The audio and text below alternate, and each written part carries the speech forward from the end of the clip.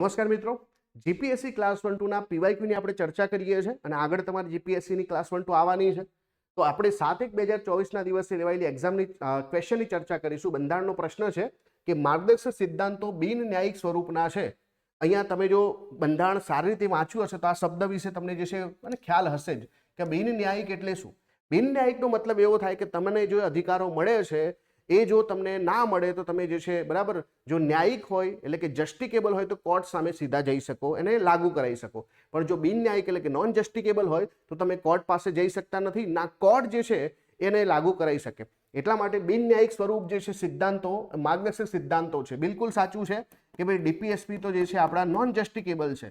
તો એના વિશે જ તમને જે છે માહિતી આપેલી છે કે જો સરકાર માર્ગદર્શક સિદ્ધાંતોને કાયદાકીય રીતે લાગુ કરવામાં નિષ્ફળ જાય અથવા તો કેટલાક કિસ્સાઓમાં તેનું ઉલ્લંઘન કરે તો નાગરિક નામદાર અદાલતમાં જઈ શકે નહીં.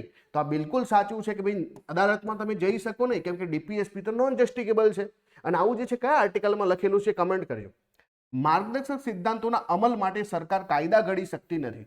મેં તમને જ્યારે ભણાવ્યું હશે કે ડીપીએસપી ને મૂળભૂત અધિકાર બંનેની કમ્પેરિઝનમાં તો હું હંમેશા સમજાવું છું કે ભાઈ મૂળભૂત અધિકારો જે છે સરકાર માટે નેગેટિવ કેરેક્ટર છે, જ્યારે ડીપીએસપી સરકાર માટે પોઝિટિવ કેરેક્ટર. કેમ?